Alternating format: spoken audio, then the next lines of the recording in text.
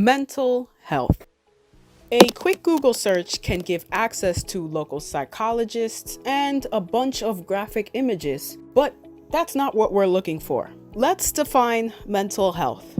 Mental health is really the ability to adapt to life, right? And the challenges we face in life. It tells us how we process information, tells us how we process our feelings. It tells us how we resolve those feelings through behaviors and actions. Our emotions, our thoughts, our feelings, our ability to solve problems, overcome difficulties in our social connections, and understanding really what's going around in the world around us. Okay, so we can agree that mental health is about our emotional well-being. But what about mental illnesses? Diagnosable, it's a diagnosable illness, and it really is a significant impairment in the person or individual's cognitive, emotional, or social abilities. Any mental illness is defined as a mental, behavioral, or emotional disorder. Serious mental illness results in serious functional impairment, which substantially interferes with or limits one or more major life activities. Right, it would require some more professional treatment, more of a guided treatment plan. According to the National Alliance on Mental Illnesses, 1 in 6 U.S. youth aged 6 through 17 experience a mental health disorder each year. It's just important to remember as well that, mental health and mental illness, it's not stagnant. They can change over time depending on the factors that are around us. It depends on your level of stress, personal or school stress. Those things can really have an impact. Mental health concerns become a mental illness when ongoing signs and symptoms cause frequent stress and affect your ability to function. But this only grazes the surface. Let's see what mental health issues are encountered by teens most often. Mood disorders. So a lot of anxiety, depression, some mood disorders as well. Most teens that we've encountered with, it's a lot having to do with issues regarding mood, anxiety, attention, behaviors. Okay, so we can agree that it's mood disorders, but why? Emotions are very difficult to manage, right? Emotions help us navigate through life. They're our compass, and they tell us what we enjoy and what we don't enjoy. For teenagers, it's particularly difficult because this is the first time that they're having many of these feelings, or at least having such complex feelings. According to the NIMH, an estimated of 14.3% of adolescents had any mood disorder. It does affect my performance whenever I'm stressed or facing any anxiety of any type. It affects my concentration levels or how motivated I am to even do any work in general. Mental health can impact your school life as well as your family life. It's been very hard for me to handle stress and even interact with my families these days because they know I have school to worry about, so I always have to be on the computer. As teens, we can have so many tasks to complete, from school life to work life to family life to extracurricular activities. But we have so little time to do it, which causes an abundance of stress. It's just, I don't know, it's just been really stressful and hard to find time to enjoy myself now these days. Not only this, but in addition, teens have to deal with a much bigger problem, the pandemic.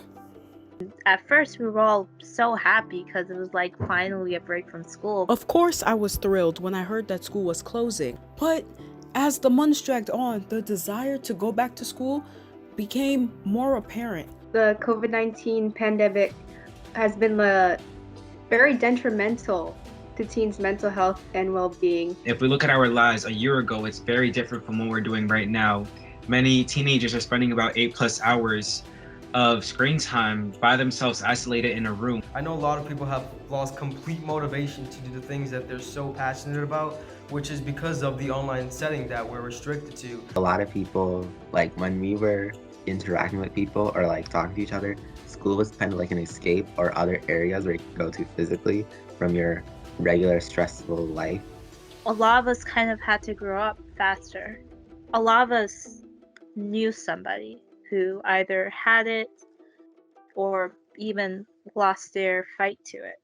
A third of Americans experienced high levels of psychological distress during the coronavirus outbreak. A lot of teens don't want to take the risk to go out and spread COVID, and some of them have to quarantine themselves. Or one of the fears of the virus is the spread. And part of that spread happens directly through communication. So it's been a challenge for teenagers to be able to keep up with their friends or connect and make friends because specifically of this fear. Attending school remotely can require an adjustment. Connecting with peers and friends at school is an important part of development for teenagers. The virtual learning environment can be isolating in comparison. It's taken away one of the most important things in adolescence, which is engagement. It's encouraged for teenagers to connect with people.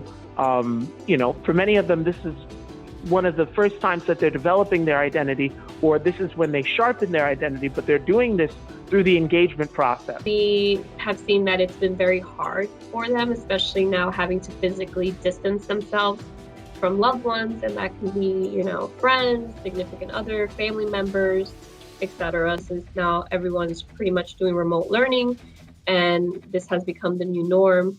And it has really caused online fatigue for many of our students. So it is clear that COVID-19 has had a negative impact on teens' mental health. So what are ways for teens to cope with it? There's so much that just feels like it's out of our control. And so the best, one of the best ways to kind of, to handle this is to focus on the things that are in your control, that you can control, like the ways that you take care of yourself. You can pick up a new hobby such as reading, writing, sewing. I feel like a lot of people have heard of the sourdough starter and making your own bread.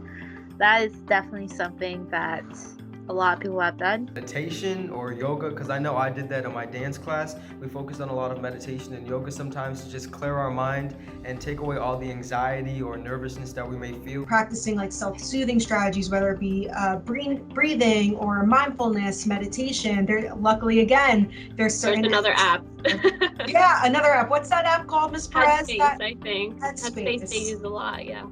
According to Dr. Strelitz, a pediatrician at Bayside Medical Group, creating a dedicated workspace at a desk or table outside the bedroom can be helpful.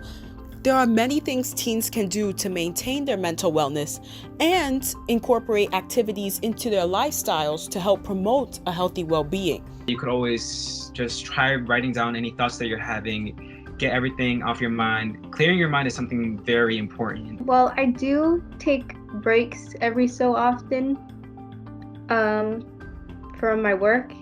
I do drawing, I do reading, I do writing. Spending time with my family and doing activities with them. When I wake up, the first thing I do is arguably nothing. Just finding ways to laugh. There might be, getting involved in a good movie to take your mind off of things. And I try to eat just everything healthy and try to make sure I'm doing everything that I need in order to have a successful day. Personally, I think I love exercising, or I really concentrate on having my proper nutrition. There are various resources that teens can access to address mental health issues, such as hotlines, videos, and therapists. Something that teenagers could do to get help with their mental issues is definitely reach out to an adult. Like a parent, maybe an older sibling, maybe a teacher. Your guidance counselor, your friends. A local psychologist. A school psychologist. Maybe a school psychiatrist. So I think here in school, we definitely have a team of, we call it the PPS staff that work with our students. So we have your guidance counselor, your school psychologist, a social worker. Even so, between 25% and 33% of adolescents forgo needed care. A lot of people don't know of the multitude of things we can do, who we can ask for help. There's not much resources that is given to a person initially unless you actually look for it. But the school and community does offer programs that positively impact teens' mental health. Well, I recently joined a club called Peer Mentors, and it does aim to seek to have a positive impact on teen mental wellness. The YOLO/SAD club, and I'm in that club right now, and we talk about all types of issues in the world. Like, we have presentations every single week on whatever issue people want to talk about. I would say the SAD YOLO club, maybe student government and class council. There isn't much. I feel like many schools aren't really open with mental health programs in a direct way where students are very informed about it, and it's not very popular. See, the fascinating thing is that our school does have. However, because it's a school-sponsored event, a lot of us take a look and we think, no, I don't want to do it. Looking more into this, among adolescents with mental health needs, 70% do not receive needed care. Additionally, only about 4% of the total healthcare budget is spent on our mental health. The best course of action is to better promote mental well-being, first starting in the school and then expanding to the community. There needs to be more advertisement, or there needs to be more of a push. Promoting of mental health programs, whether it be through assemblies or flyers where kids could just gain access to these programs. Our mentality has been greatly tested by the pandemic and our personal experiences. It's important to note that you are not alone in this fight. Seek help from someone you trust and try to promote mental health and awareness programs in your school. Try and start your own club or even initiate important discussions with your peers. Use this pandemic as a motivator to work harder in order to achieve your goals. Being a teen is not easy, but it is important to take care of your mental health because that is the key to your success. Ultimately, the state of your mental health is in your hands.